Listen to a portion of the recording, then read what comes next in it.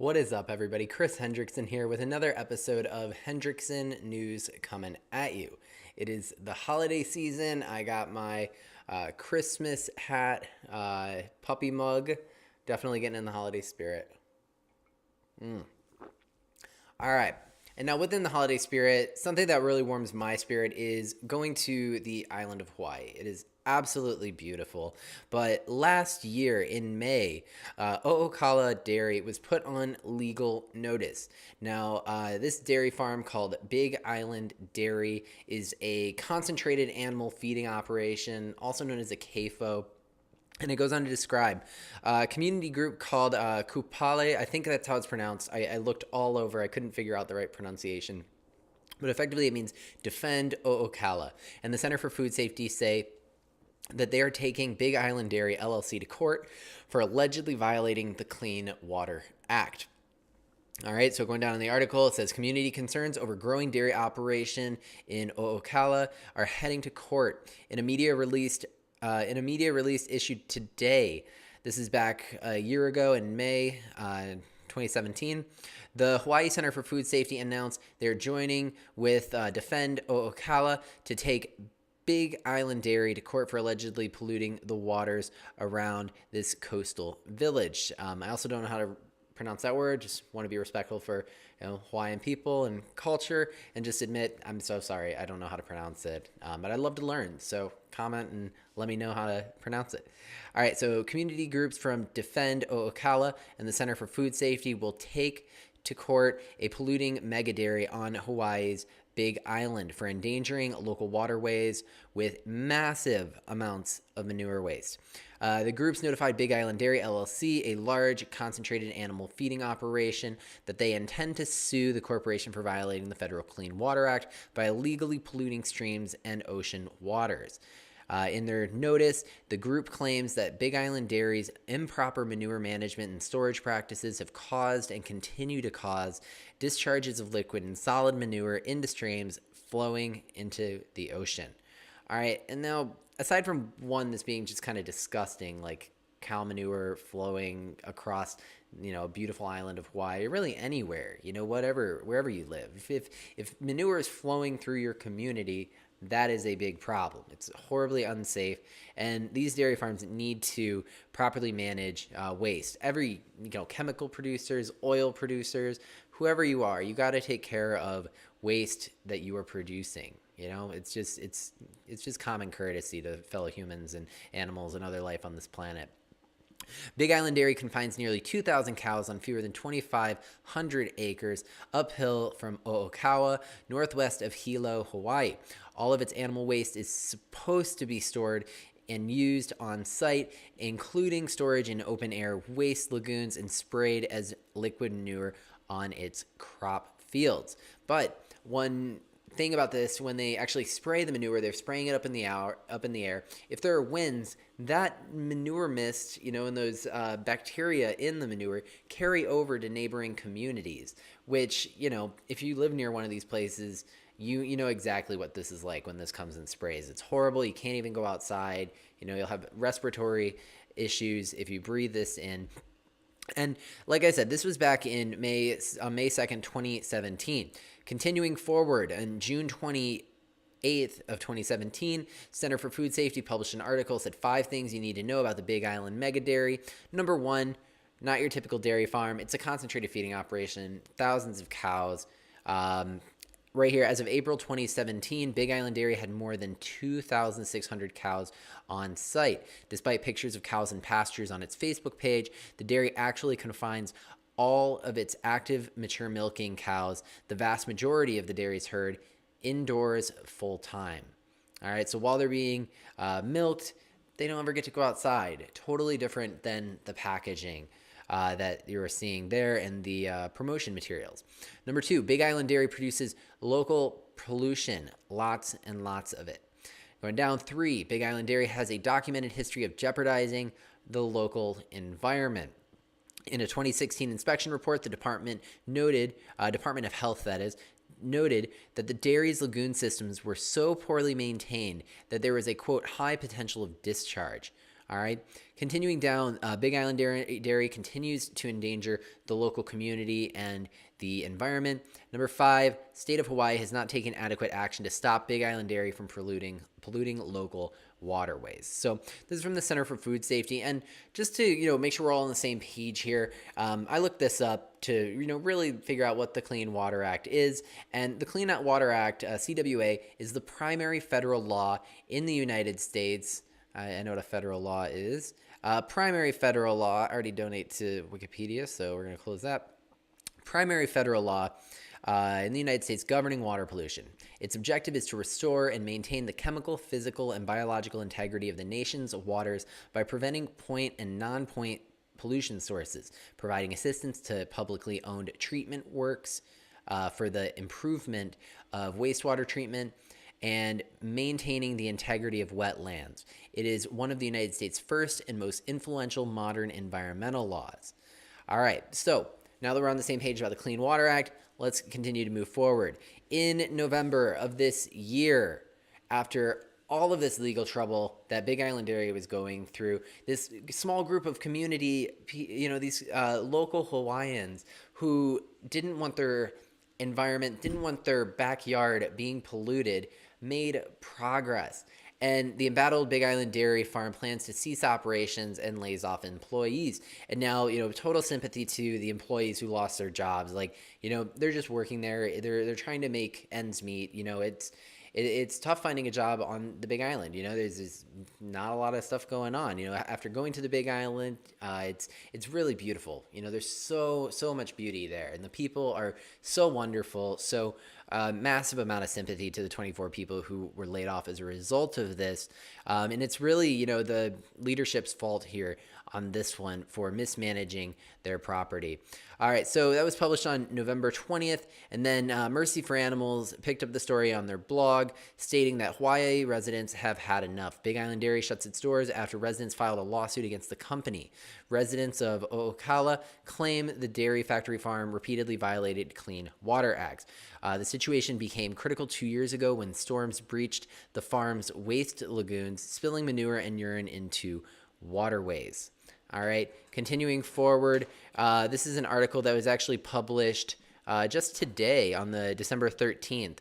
So embattled Big Island Dairy faces a $91,000 fine.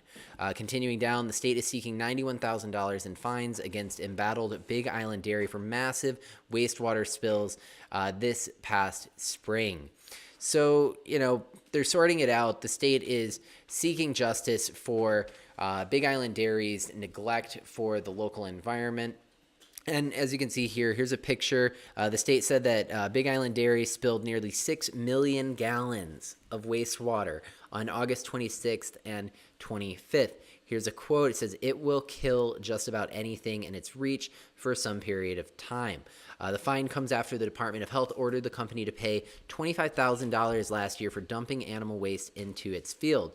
The company officials could not be reached for comment. They've commented in previous articles.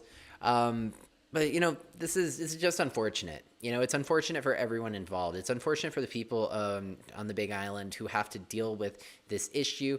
It's unfortunate for the workers who are losing their jobs as a result of their company's neglect for the environmental laws in this country. And, big bummer for the animals who have no say in the matter. They're milked against their will. Major issues with the dairy industry, especially at these concentrated animal feeding operations. The mother cows are continuously impregnated through their entire life. Their babies are taken away. If they're male, they're sold to the veal industry. And if they're female, then they're just repeated in the process, being artificially inseminated. It's really, really gruesome stuff going on in the dairy industry, which is why it's always encouraging to hear stories like this when a New York dairy farm goes vegan with 100% plant-based milks. And now I know it sounds easy, why don't these farmers just transition? Well, they have a lot of debt. Like, they might still be paying on their farm. They could be not turning a profit, especially when you see stats here like, Elmhurst Milk is a transformed company that now uses nuts, oats, and rice to create milk. Over nearly a 50-year span, this is what I'm talking about here. Over nearly a 50-year span, traditional milk consumption has declined by nearly 40%. So think about that. From when they started, if they started 50 years ago, they're making 40% less money, not accounting for inflation. So, it might be easy for some farms who might have excess capital or have investors to transition over. But for people who are in debt on their farm, it's their family business, they might have been doing it for generations. It's pretty difficult to transition, and we need to have sympathy for those individuals who are stuck in those systems. So one thing that I'm excited for in the future is more comprehensive farmer transition programs for any farmer who wants to get out of the dairy industry, or even if they want to get out of, the egg industry or the beef industry or the pork industry.